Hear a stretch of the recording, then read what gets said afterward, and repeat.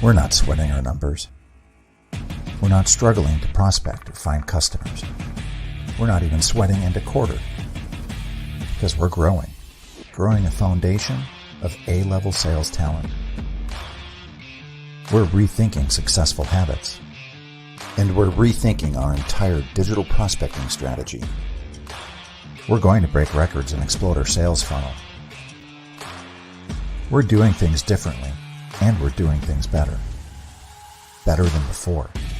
Because this program showed us how to not only excel at sales, but how to become a prospecting master.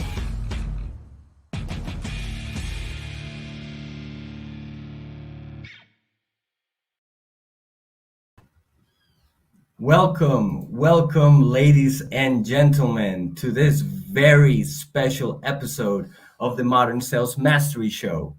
I am the man behind the scenes, Felipe Gonzalez, your event host for today and social media coordinator here at Vengreso. We are having the second episode of our two-part special for International Women's Day, with the topic for this year being Break the Bias.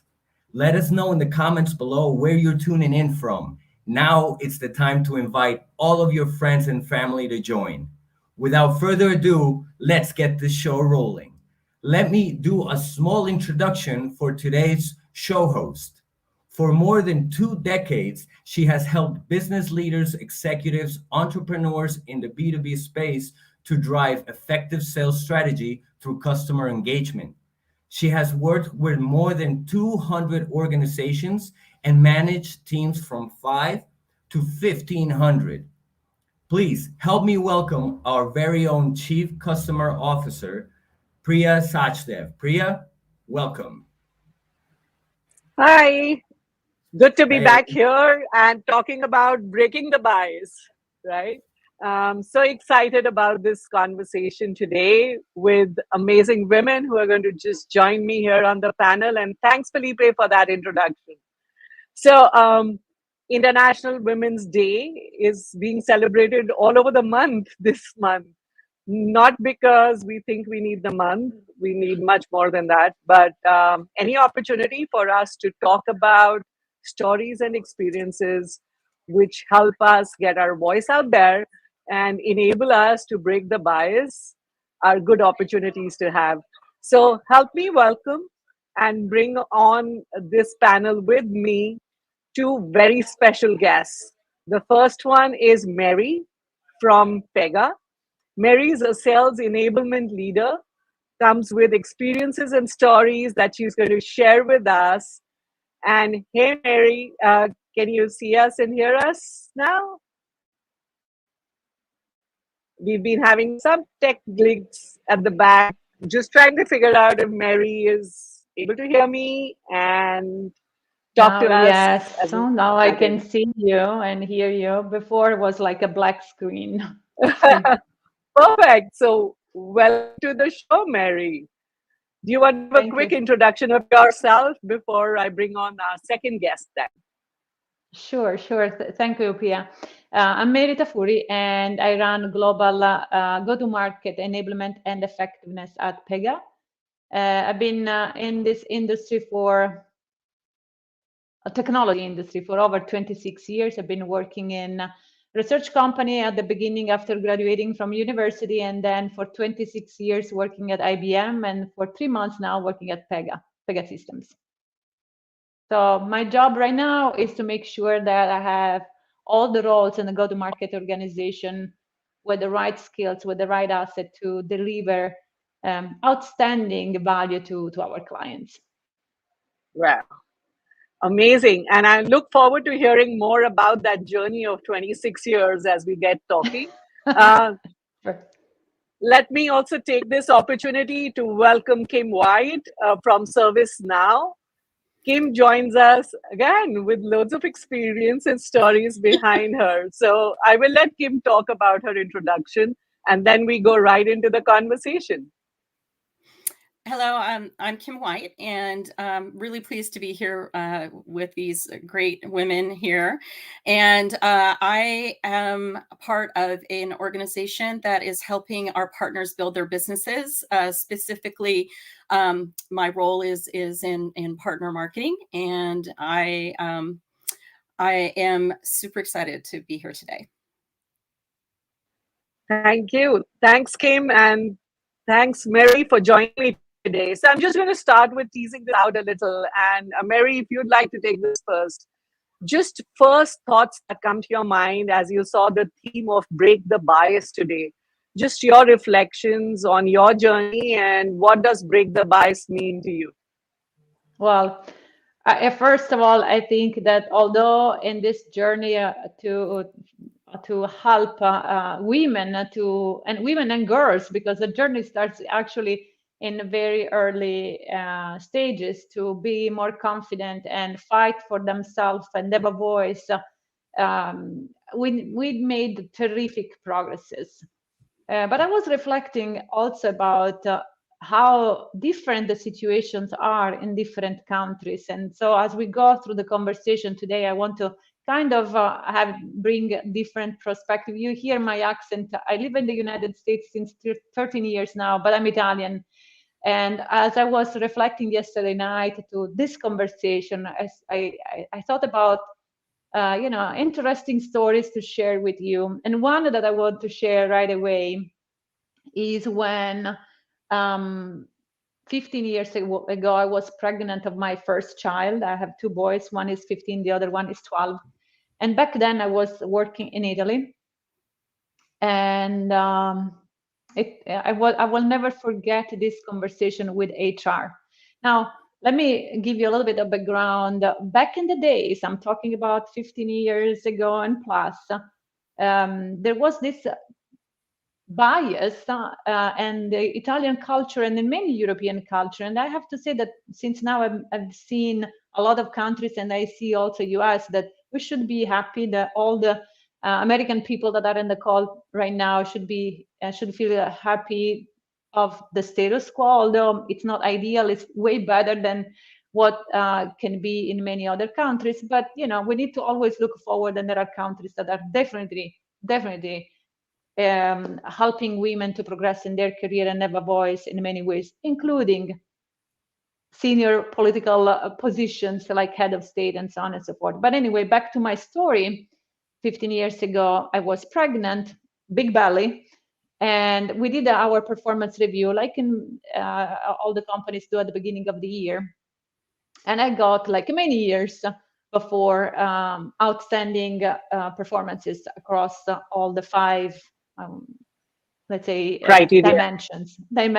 Yes. The head of HR, 7th floor, called me that day and said, when HR calls you out of the blue, and I was a first-line manager in the days, I said, oh, I must have done something wrong, because why the head of HR would call you? I go there, the guy was a little guy, and I'm tall, you cannot see me, but I'm very tall, and imagine a tall woman with a big belly. I sit down, and he said, Tafuri, that's my last name, I want to understand how it is possible, and he was Sicilian, so south of Italy. I want to understand how it is possible that you got outstanding performances this year. And I said, well, why are you surprised? I mean, that's my historical record. I've been always performing like that. And he said, well, but you're pregnant. For a moment, I had to, really? Stay calm and reflect. How shall I handle this conversation with the head of HR? I mean, I'm young, right? Don't forget that. Like, yes. And with calm, I stood up and I said, you know why? Because I have 2 brains and 1 body. He was speechless. So I wanted to open with this conversation because it says a lot about, truly a lot of bias is around women that are pregnant and how much you can focus on what you need to do in the man head, because they do one thing at a time most of the time, handling multiple things, while we have a gift that is in our DNA to really be multitasking naturally and perform very well. at many things at the Absolutely. same time. So I wanted to share this little story that can look silly, but really it's not, because it's sad to see how many women are undermined in their career and the measurement of Yep. their performances because of the bias. You have kids, you have to take care of the family, you have a, Yeah. a baby in your belly, so you cannot fully function, and that's so wrong because they have a different perspective. Yeah, absolutely. I think you gave such a brilliant response to that. That's a story I'm going to remember and share with many more women and girls, specifically because two brains in one body. Yeah, that should double up for something there, right? So, thanks for sharing that personal experience, Mary. I think that's important, right? As we see girls and women aspiring for the roles out there, and a lot of time, I still think this bias exists. Believe me, I have seen that Yes. in our own teams in the past as well, where as a leader, I've been asked to say, "Are you sure you want to give this role to this person? She's just starting out a family." And I'm like, well, why doesn't anyone ask the man that? They do start out families as well, right? But it is Well, something we've taken always in the stride, and I think it is something we should come back and talk a little more about as we move forward, right? So before we go ahead, I want to give this to you, Kim. Break the bias. What comes to your mind, and what's your story you'd like to share here? Sure. So to me, bias is both positive and negative, right? Because as humans, we are wired, to understand how things are alike very, very early on in our childhood, right? Um, and so as we look at biases and how they are, inherently, as humans, we like to pattern match. We like to see things that are alike and not alike. And I think, as we look at bias in the workplace specifically, but it doesn't just exist there. It exists, everywhere we are as in humankind, right? Whether we're at at the hospital, we're at the grocery store, we're with our families, we're at our places of worship. All of these things are things that bring people of a certain type together, right? And really, what I like to think about bias in the positive way is how our commonality, looking for the things that are common among us rather than the things that are different, right? So it's interesting, you were talking about the story of when you were pregnant. Well, yesterday, in my team, we were actually celebrating one of the men in our team going out, actually having a virtual baby shower with him as he gets ready to go on maternity leave. That would have been unheard of when I had my child. Nobody would ever have considered, that a man should be celebrated building a family just like a woman would be celebrated. So while some things are not moving as quickly as we want, some things are incredibly much better. So oh yeah, Certainly. I totally agree with you. In fact, when we think about progress is made, it's because we are leaning on each other, because a lot of community talks like the one we Absolutely. are doing today, a lot of grassroots activations, I would say, movements started so that people can feel more confident. But I have to say, a lot of the companies, because of the grassroots, what I call a grassroots activation, started to be more cognizant and realize that they had to invest more. And I can tell you, at Pega we do a lot, but in IBM also we did a lot. I have many friends like me, very passionate about, as I was saying, not only helping women, helping girls, because we really need right. to act at the elementary school, middle school, and encourage girls to be confident on their abilities. But thinking of bias, I also have to say I did watch a TED talk 2-3 years ago that for me was in its simplicity very interesting. And she was talking and her way about bias as well. And she was saying the problem is that, especially here in the US, but I guess it's somewhere else as well, when we have a baby and we have girls, we give the Barbies and the dolls for them to entertain themselves, typically. And typically we give Legos to the boys. So even when you are 1 year old or 2 years old, we as a parents as well. So, I want to go back and unfold a little bit why some behaviors happen the way they happen. Is the girls unable to play with the Lego? Trust me, I saw many babies, girl, that playing with Lego are capable to build very interesting and more creative, if you want, objects. So it starts as a parent, for all the parents that are on the call, think about how you help so early in the age girls to think about empower your daughters so that they build up a level of confidence and their skills right away. Well, certainly, Absolutely. as we're raising our daughters to stand up for themselves, right? And the funny thing about that, empowerment is having the safety to speak up.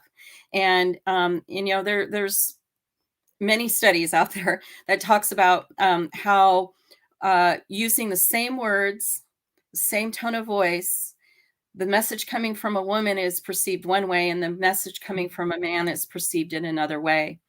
And I think it's becoming easier to be to be a strong communicator and to have points of view than it used to be. But I think it's up to all of us to support the real psychological safety of being able to speak up and to stand up when we see one of our colleagues get in a position where they're not feeling safe to speak up, right? And we all need to support each other in that way. I think that is the way that we're going to change what's going on now is by supporting one another, by making it safe to speak up, by actually encouraging and engaging the conversations to be different, so that the person who is speaking out, if they are, so if you think about, diversity, equity, inclusion, all of those things all have their own biases, right? And it's only when we all feel safe in the way that we're working together that we can actually do our best work, right? And we need all of the diversity. We not just one point of view to improve not just the workplace, but our world, right? So yeah. And I think that's such a great point that you brought out there, right? How we need to change our language. I don't know about you, but I'm sure you have, just like I have heard throughout my career, that you're too aggressive, you're too ambitious, you sell like a man, you drive like a man, you drink like a man. And I'm like, okay, I'm trying to be who I am. Believe me, I'm not trying to fit into this world anymore. I'm just trying to live in my own, but I know that there are benchmarks there, and I understand where they come from. Means specifically in sales, at least, the benchmark was the boys' club, and we've made our space there. But predominantly, at least in B2B sales, it still is pretty much predominantly salesmen, not as many saleswomen. So that's why it's so important to have a man ally in this, let's say, motion and movement that we created. And in fact, for example, at Pega, the executive sponsor of the women at Pega is a man, and it's by chance it's Jeff Taylor, who is also my boss, by the way. But yes, why that? It's important that men endorse and support women, and some of them, because they may have daughters, can be more sensitive. That's what I can say, my experience in many years. I've been doing a lot of interviews and stuff like that. I noticed that men ally are stronger allies when they have daughters. So not even the wife is enough to wake up some Yeah, well, I wish upon all men to have daughters then, if that be true. If that's how we're going to But all change of it. them But have a I think, mother, all of them have a yeah, mother. yeah. I was also going to say that. I think it's also upon ourselves to raise our boys being more aware and respectful of Yes. this. I have a son, and I think one thing he's heard too many times from me is respect women. And he's like, okay, I got it. You don't have to keep repeating yourself. But if it is only one man who's thinking I could change, I think he's been the chosen one on that one. But let's talk about, the journey behind you. You've grown from, I'm sure, being an individual contributor to being a manager and now leading the functions you lead. What are some of the things that you've had to stand out as a leader, as a sales enablement leader, for breaking the bias? So talk to me a little more about that. And let's start with you. You froze, but I think you were coming. Yeah, we lost her. Oh, We there she lost goes. you. We lost you for a moment. So I'm going to repeat my question then. Can you hear me now? Yes. Yeah, we Okay. can hear you now. So if you can share a story, example of where you as a leader has had to stand up for breaking the bias as leaders of your functions today. Sure. So first, let me say that what I observed since now 4 years that I've been into the enablement and learning industry in the technology itself, in technology companies. So I'm part of boards where peers of mine also share their skills and their challenges and opportunities and so on and so forth. I have to say this is a kind of job where we have a lot of women, even too many. So one thing is always the balance to have the diversity of perspective. So in this function itself, we don't have the problem of not having enough women in growing in this career. I don't think that. But what I can tell you that I observe in the sales organization in general is that while women in sales role perform and outperform often, it's not that linear to see the growth in their career. So for example, when I was part of IBM, I was part of the Women Executive Council, which was an elite team of very few executive women. And our mission was to look at data, right? Because yes, you can hear a lot of stories, anecdotal, we can talk forever, but then we need to look at the data. And with data in our hands, we need to see where the gaps are bigger and what can we do to move the needle. And we did a lot of things actually looking at career progression of women in sales, but also in other organizations. And one best practice that I want to share, for example, I want to cover a couple of things. One was, the chief of staff role, which is typically an assignment role that people do for 1 year or 6 months or so, but it's a terrific acceleration of career. Data were showing that most of the time, I will not share exact percentage, but was for men. So we did decide as part of the executive council to really challenge the leadership team to look at their candidates and give more opportunities to women in this specific assignment. And that helped a lot of women to accelerate that progression. But of course, this is only a subset of what you can do. I think for any company, it's important to really look at data when they are serious about roles in leadership, how many women we have as directors, as vice president or senior vice president or general managers, and really take a commitment that starts from the very top when it comes to career progression to change that. But I have also to say that the pandemic introduced some interesting challenges in the way women are thinking of themselves. So it's a different energy, if you want. It's more what I can tell you, because I did a lot of roundtables with women around the world. majority of them that were in the talent pool, whatever you can call in different companies have talent pool where, high performers for accelerations are, decided to change their desire of pursue aggressively career growth, because during the pandemic, everybody had an opportunity to reevaluate what matters in life. Where do you want to spend your quality time? And if I can say one thing, like one of my takeaways to people listening to this live or recorded, don't give up on your opportunity because you think that because you're a mother or a caregiver, or because you care about doing your workout every day, that you need to give up on your career.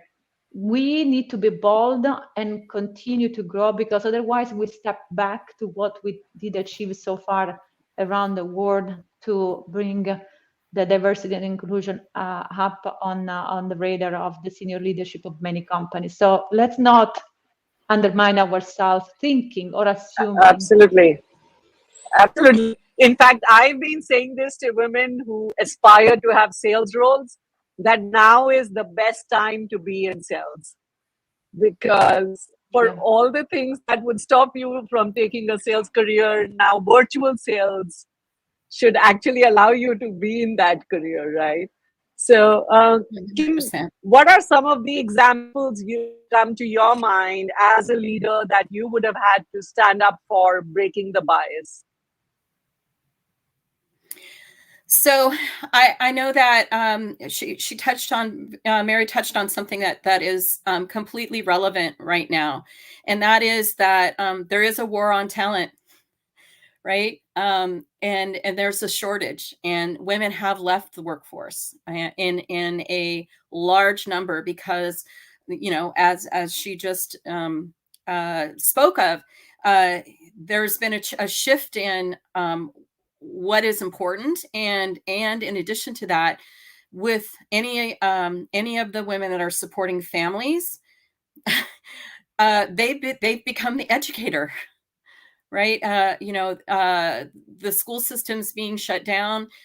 Something had to give, and it typically was the woman in the household taking the step back and actually leading the charge with the children in the household. And so and now in some instances, I think there's an understanding that some folks may never come back in the same way. And so as a result, employers are having to be flexible, and this flexibility, this ability to work when you need to, and allow employees to also support their life as well as their work, is now it's not optional. Yes. Right. It's completely changed. The teeter-totter has shifted, and I don't think it's ever going back. So for good. For because good. It's bringing, good. It's bringing attention to things that were overdue. Yes. Yeah. For sure. Yeah. And having said that, I think we're also seeing not just women, everybody's used the pandemic to recalibrate where they were, what they're doing. And I also know some of my male friends who've decided to do it the other way around and said, okay, I'm going to take a seat at home. Right. And I want you to continue working. And I think those have been great calls as well. But interesting conversations. And I know we could keep going on this, but I do want to round this back up. So from both of you, one thing that you would share with your 20-year-old self, if you had the option to do that today, what would that be? Be bolder. Be bolder. I think I've been quite bold and building my boldness over time. But if I would go back and talk to myself, would say be even bolder. Wake up earlier in life on what you should fight for, and raise your voice. Don't feel intimidated by the fact that you have so many men around you. Take advantage of it. So there's a question here that came up in the chat about how how to work effectively in a male-dominated field. So I think I can actually speak to this very well. Sure. I spent a number of years working in the security industry. The security industry is 90% men. Very, very small number of women who work in that industry. And what I would say is that one of the ways that you can be successful in a male-dominated world is to write your own story. Understand that you own your own story. You really have just as much right to be in that industry as anybody else.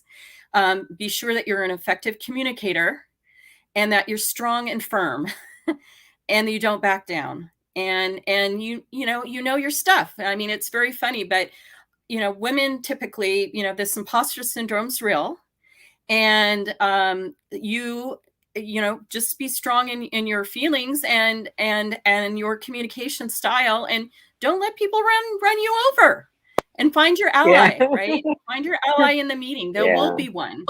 And so that would be my advice. Absolutely. And don't let people tell you you're too bossy, because that's what you're going to hear if you get assertive. But thank you so much for that. Be bold, stand your ground, find your voice, and most importantly, find your allies, build your tribe. I think that's been the power thing for me. I think if you're looking for it, you will find it. And one thing I have always loved and cherished over my career of 30 years and counting is my she tribe.